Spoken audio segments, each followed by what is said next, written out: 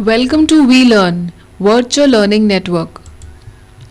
This is session number 29 of the subject, the study of society, and the chapter is social stratification. The topics to be covered are: what is social stratification, types of social stratification, theoretical approaches to the study of social stratification.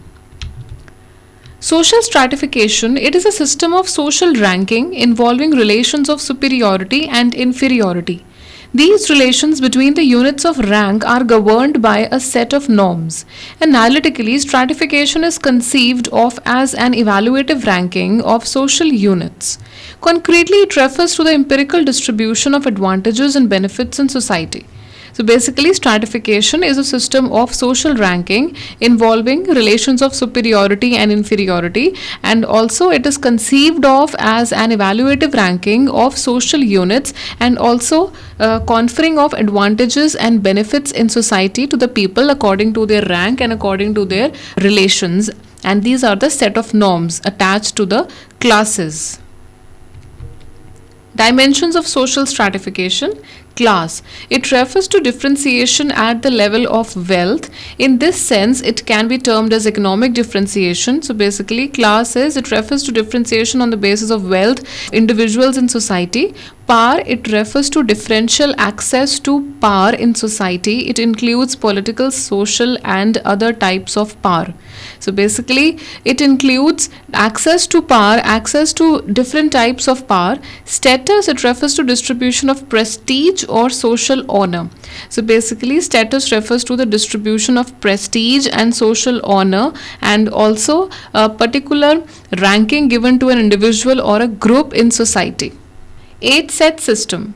The principle of age is most prominent among the Maasai and Nandi in East Mika, where ranking on the basis of age was put together with the exercise of authority on the basis of seniority. The ranks that are determined on the basis of age are called age sets.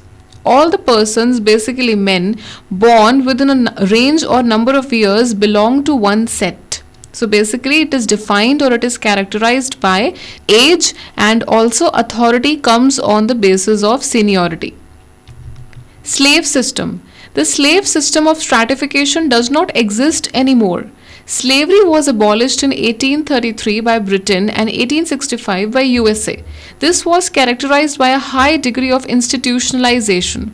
The main emphasis in this system was on economic inequality, which rendered certain groups. So basically, the main system was that equality should be provided to the people, which was rendered in certain groups.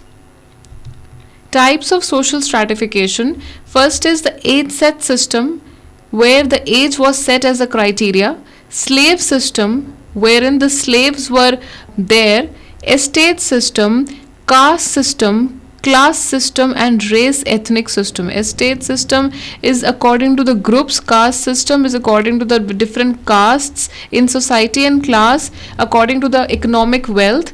Race ethnic system is according to the ethnicity of an individual or a group. Types of social stratification. The typical characteristics of the caste system are: the membership is hereditary and fixed for life. Each caste is an endogamous group. Social distance is encouraged by the restrictions of contracts and commensality with members of other castes. Caste consciousness is stressed by caste names as well as by conformity to the particular customs of the particular caste and occupational specialization. So basically, caste consciousness is stressed by caste names as well as conformity to the particular customs of the particular caste. The caste consciousness is basically made in the individual to conform to the customs, rites, and rituals of a particular religion, caste, and also occupational specialization. There is work related specialization, there is division of work, there is work which is granted to the people. Only those persons whom they feel that the work is suitable to them according to their caste and class. Caste operates at two levels. First, in terms of an abstract classification into four types of varna: Brahmin, priests; Kshatriya, lungs; Vaishya, merchants; and Shudra, workers. Secondly, at the operational village level, there is a division of local communities into groupings called jati. So there is a division of local communities into groupings. Different groups are made of local communities called jati. And in the caste system, the Shudra, the workers, they are considered the lowest caste because they are put at the lowest level of the caste system. Class system. Social classes are neither legally defined nor religiously sanctioned groups. The class system of social stratification basically implies a social hierarchy based primarily upon differences in wealth and income. These differences are expressed in different lifestyles and hence different consumption patterns. So basically, social classes are neither legally defined nor religiously sanctioned groups. They are not given any sanction by the religion or legal class, and so the social stratification basically implies there is a social hierarchy which is based primarily upon the differences in wealth and income. Upon the differences in wealth and income, there is a social hierarchy, and each and every person has a different status according to their wealth and the income.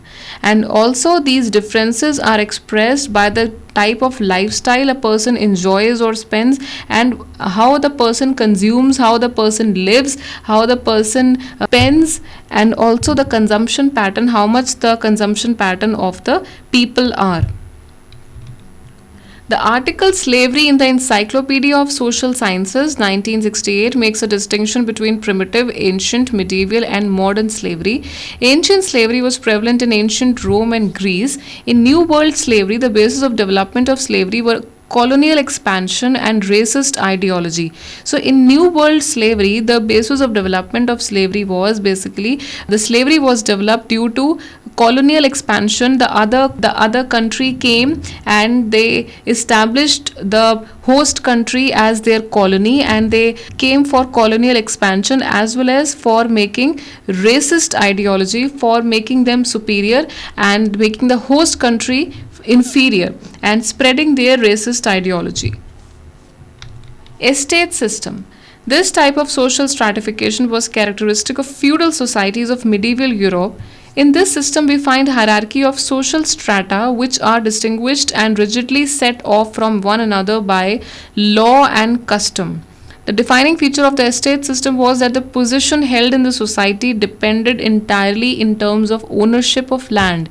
So basically, ownership of land was the main criteria in estate system, and also it was rigidly set of norms that how much the person abides to law and as well as the customs, and how much the person owns in terms of the land. At the top of the system existed a royal family and a hereditary military aristocracy who were the landholders. A hereditary military aristocracy, they were the landholders, and a royal family. Ranking on par with this group were the priesthood or clergy, who were elite with the nobility. At the bottom were the fee peasants and the serfs. Defined by legal set of rights and duties, each estate had a status. So defined by a legal set of rights, of responsibilities, duties, each estate had a different status. And at the bottom were the peasants and also the serfs, and at the top of the system existed the royal family, military aristocracy, only few people, and the priesthood and or the clergy. Caste system. The caste system in India can be compared with other types of social stratification, but it is unique in some senses to the Indian society. It is uniquely associated with Indian agrarian society as well as the urban commitments like the Agarwals, Jains, etc. So the caste system is compared to the social stratification and is associated with the Indian agricultural society. It consists of essentially closed social groups arranged in a fixed hierarchical order of superiority and inferiority. So basically it consists of closed social groups which are fixed and they have a certain hierarchy which is based upon superiority and inferiority. Race and ethnicity. The remaining type of social stratification is the one based on race and ethnicity. Race as a biological concept refers to a large category of people who share certain inherited physical characteristics, color of skin, type of hair, facial features, size of head, etc. Anthropologists initially tried to arrive at a classification of races but ran into problems because more advanced studies of racial types showed the near absence of pure races. So, here race is a biological concept. It is defined as people who inherit the same kind of physical characteristics, the color of skin, the type of hair, facial features, the size of head, everything. And ethnicity is basically when there is a certain type of race or a certain type of caste or a group.